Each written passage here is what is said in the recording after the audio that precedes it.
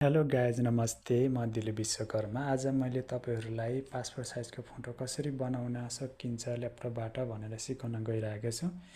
त्यसको लागि सबैभन्दा पहिला गुगल क्रोममा जाने, त्यसपछि यहाँ सर्च बारमा गइसकेपछि image.pi7org मा क्लिक गर्ने। त्यसपछि यहाँ देख्न सक्नुहुन्छ पहिलो नम्बरमै pi7 इमेज टोलमा क्लिक गर्ने। त्यसपछि यहाँ पासपोर्ट फोटो मेकरमा क्लिक गर्ने। त्यसपछि यसलाई क्लोज गरिदिने। त्यसपछि यहाँ हजुरको देख्न सक्नुहुन्छ सिलेक्ट इमेजमा जाने।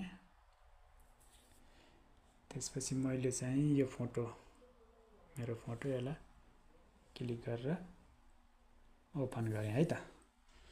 त्यसपछि यो यसमा सिलेक्ट भइसकेको छ, तल जाने। गइसकेपछि हजुरको नेक्स्टमा क्लिक गर्ने। नेक्स्टमा क्लिक गरेर यहाँ फोटो आइसक्यो। अनि यसलाई हजुरहरूले ब्राइटनेस बढाउन सक्नुहुन्छ। यसलाई मधुरो ब्राइटनेस यसलाई अलि चम्किलो पनि बनाउन सकिन्छ। त्यसपछि सेभ एन्ड नेक्स्टमा जाने।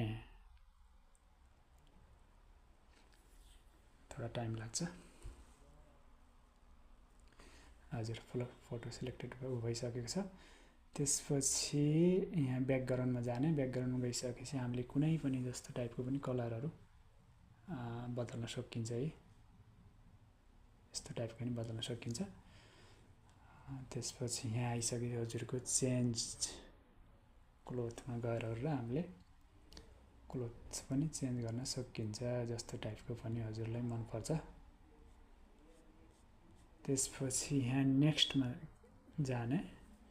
नेक्स्टमा गइसकेपछि हामीलाई कति चाहिन्छ त फोटोहरू, थोरै चाहिन्छ कि अलि धेरै चाहिन्छ कि, धेरै चाहिएको भए यसमा क्लिक गर्ने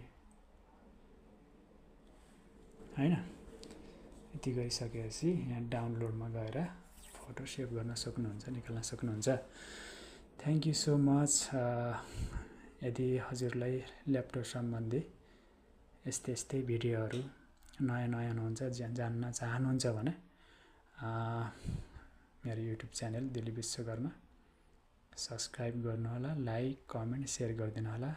धन्यवाद। फेरि भेटौँला यस्तै टाइपको भिडियोहरू ल्याएर। Thank you so much.